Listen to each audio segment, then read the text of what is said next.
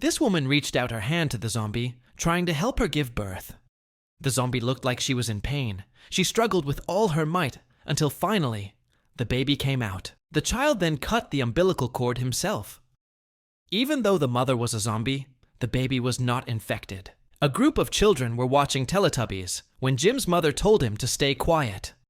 Hearing a strange noise, Jim approached the door, only to have it burst open as a horde of zombies stormed in and attacked the children. Jim ran and found his mother, who urged him to flee. He ran toward his father's church, chased by zombies.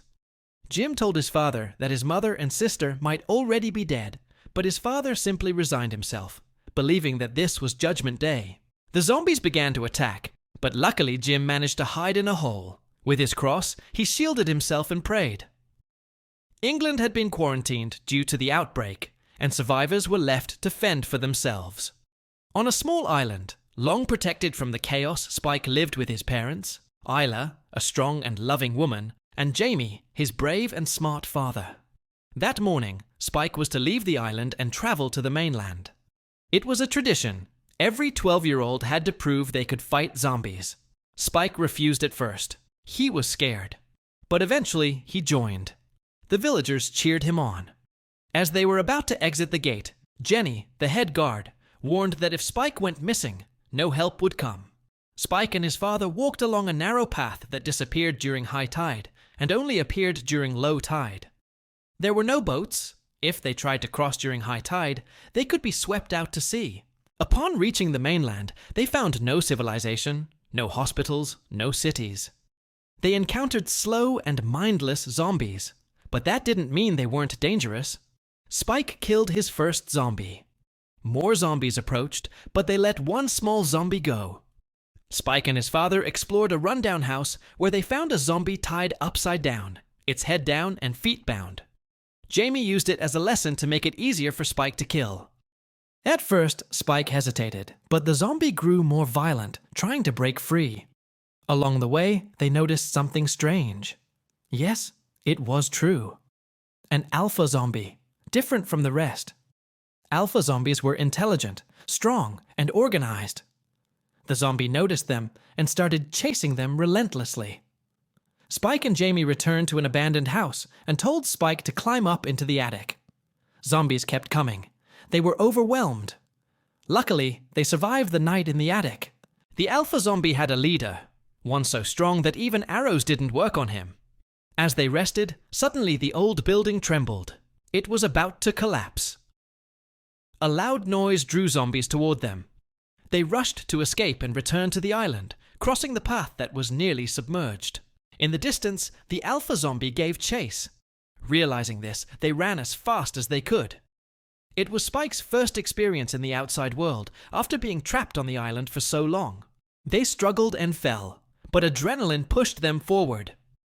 Fortunately, the guards heard their cries and helped with arrows, slowing the alpha zombie down. With a flaming arrow, they managed to bring the alpha zombie down. Everyone celebrated Spike's successful return to the island. That night, Spike's grandfather revealed that Isla, Spike's mother, had a serious illness that was shortening her life. The only doctor who might help was Dr. Ian Kelson on the mainland. Determined to save her, Spike made a plan to take his mother to the mainland and seek help from the doctor. Later, Spike set a fire as a diversion to draw all the guards away. He took Isla to the mainland, knowing they couldn't return because the tide had risen.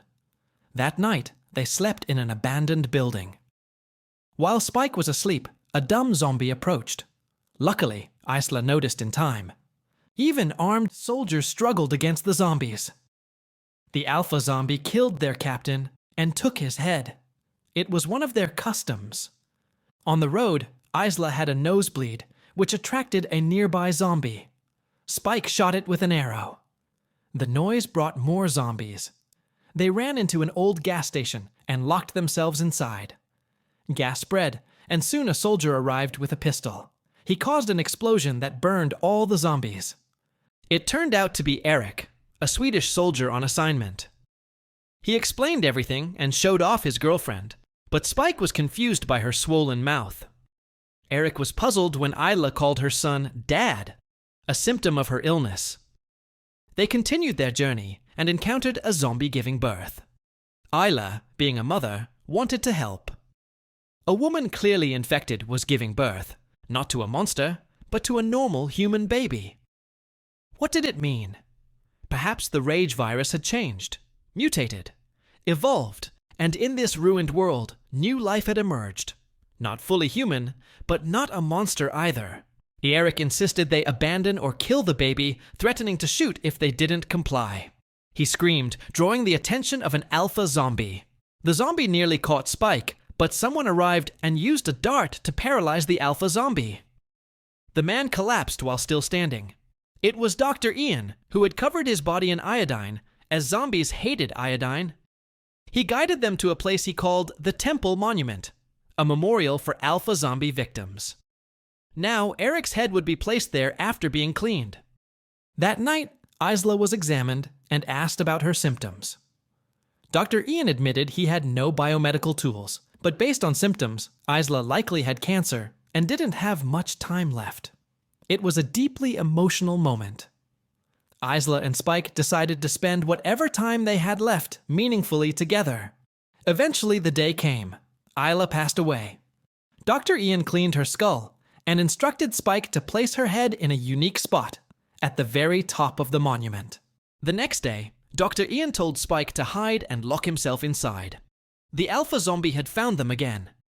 It disappeared, only to sneak in through the bars and grab Dr. Ian. Spike quickly grabbed the poison dart and stabbed the alpha zombie's hand, causing it to faint. Now, Spike had a purpose: to explore the world. He no longer wanted to be trapped on the island. He took the baby and left a letter, asking others to care for her and naming her after his mother, Isla. His father was heartbroken when he heard the news. Now Spike roamed the world alone. Fighting zombies, he was cornered, until someone arrived. They weren't ordinary people. They came dressed in flashy outfits like street heroes. They looked like urban Power Rangers, armed with hammers and machetes. Leading the group was an eccentric figure with blonde dreadlocks, an upside-down cross necklace, and a colorful tracksuit Sir Jimmy Crystal, the little boy who survived the attack at the beginning of the film. It turns out that when Spike finally made it back and was celebrating, he discovered that his father, James. Spike confronted him about it, but instead of getting an explanation, he was scolded. Spike had even asked his father to come with him and take Isla to the mainland to meet the doctor.